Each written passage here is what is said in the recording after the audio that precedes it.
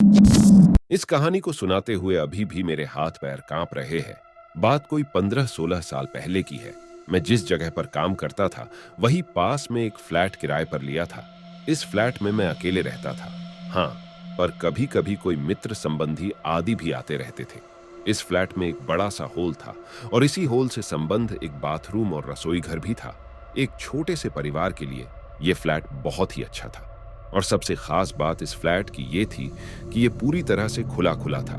इस फ्लैट का हॉल बहुत बड़ा था और इसके पिछले दरवाजे शीशे के थे। एक दिन शाम के समय मेरे गांव का ही एक लड़का, जो उसी शहर में किसी दूसरी कंपनी में काम करता था, मुझसे मिलने आया।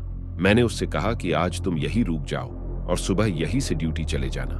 पर वे बोला कि मेरी ड्यूटी सुबह 7 बजे से होती है, इसलिए मुझे 5 बजे जगना पड़ेगा। और आप तो 7-8 बजे तक सोए रहते हैं, तो कहीं मैं भी सोया रह गया तो मेरी ड्यूटी नहीं हो पाएगी। इस पर मैंने कहा कि कोई बात नहीं, एक काम करते हैं, 4 बजे सुबह का अलार्म लगा देते हैं और तू जल्दी से जागकर अपने लिए टिफिन भी बना लेना। पर हाँ, एक काम करना, मुझे मत जगाना। इसके बाद वे रहने को तैयार हो गया। रात को खा पीकर लगभग 11 तक हम लोग सो गए। हम दोनों हॉल में ही सोए थे। मैं चारपाई पर सोया था और वे लड़का लगभग मेरे से 2 मीटर की दूरी पर चटाई बिछाकर नीचे ही सोया था। रात को सोते समय भी मैं हॉल में 0 वॉट का बल्ब जलाकर रखता था। मुझे नहीं पता था कि आज की रात मेरे लिए इतनी डरावनी होने वाली है। लगभग रात के 2 बजे मेरी नींद खुली। लेटे लेटे ही मेरी नजर किचन के दरवाजे की ओर चली गई। मैं क्या देखता हूं कि एक व्यक्ति किचन का दरवाजा खोलकर अंदर गया और मैं कुछ बोलूं उससे पहले ही फिर से किचन का दरवाजा धीरे धीरे बंद हो गया। मुझे इसमें कोई हैरानी नहीं हुई, क्योंकि मुझे पता था कि गांव वाला लड़का ड्यूटी के लिए लेट ना हो, इस चक्कर में जल्दी जग गया होगा। बिना गांव वाले बच्चे की ओर देखे ही ये सब बातें मेरे दिमाग में उठ रही थीं।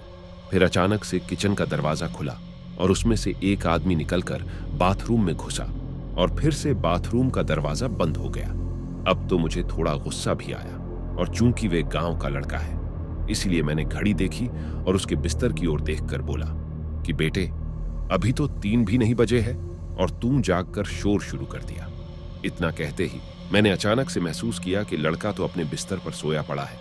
अब मैं चारपाई से उठा और दौड़कर उस बच्चे को जगाया।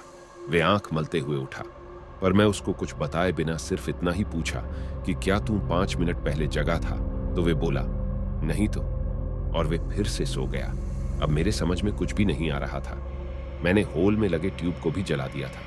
थोड़ी देर में बाथरूम से एक बहुत डरावनी चीख आई, जिसको सुनकर सोया हुआ लड़का भी डरकर उठ गया। लड़का तुरंत मेरे पास आया और बोला, अंकल ये क्या था? वो डर के मारे कांप रहा था। मुझे भी बहुत डर लग रहा था, बट मैंने लड़के को हिम्मत देते हुए बोला कि बेटा कोई बात नहीं, मैं देखता हूँ। मैंने डरते डरते बाथरूम का दरवाजा खोला तो अंदर कुछ भी नहीं था। ये देखने के बाद तो मेरे पैरों के नीचे से जमीन ही सरक गई थी। लड़का बोलने लगा कि अंकल मुझे बहुत डर लग रहा है। तभी किचन से एक डरावनी आवाज आती है, डरो मत, अभी तो बस शुरुआत है। हम दोनों डर के मारे पीछे दीवार पर लग गए। पूरे फ्लैट में मानो एक भूकंप आ गया था। लड़का जोर जोर से चिल्लाने लगा। इसकी आवाज सुनकर वॉचमैन अंदर आया। उसके आते ही पूरे घर का संतुलन ठीक हो गया। लड़का तो तभी वॉचमैन के साथ वहां से निकल गया, पर मैं वहीं पर रुक गया और मेरी नजरें अब कभी बाथरूम के दरवाजे पर तो कभी किचन के दरवाजे पर थीं। पर किचन और बाथरूम के दरवाजे अब पूरी तरह से बंद थे। इस घटना का जिक्र मैंने किसी से नहीं किया। अगर मैं किसी को बताऊंगा तो कोई मेरे रूम में भी शायद आने से डरने लगे।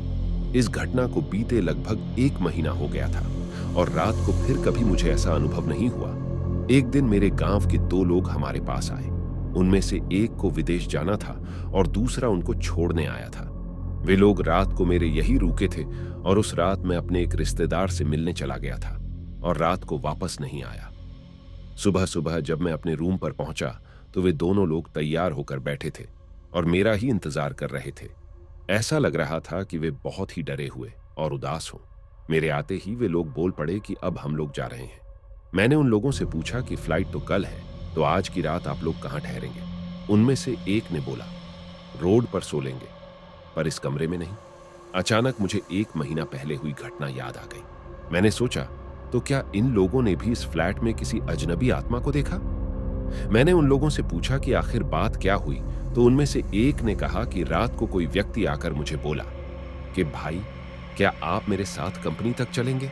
मेरा पर्स वहीं छूट गया है। फिर मैं थोड़ा डर गया और इसको भी जगा दिया। इसने भी उस व्यक्ति को देखावे देखने में एकदम सीधा साधा लग रहा था। हम लोग एकदम डर गए थे क्योंकि हमें वे व्यक्ति इसके बाद किचन में जाता हुआ दिखाई दिया और उसके बाद फिर कभी किचन से बाहर नहीं निकला और हम लोगों का डर के मारे बुरा हाल था। हम लोग रात भर बैठकर दरवाजे की ओर टकटकी लगाकर देखते रहे, लेकिन हमारी हिम्मत नहीं हो रही थी कि हम अंदर जाकर देख सके। पर सुबह हो गई है और वे आदमी अभी तक किचन से बाहर नहीं निकला है।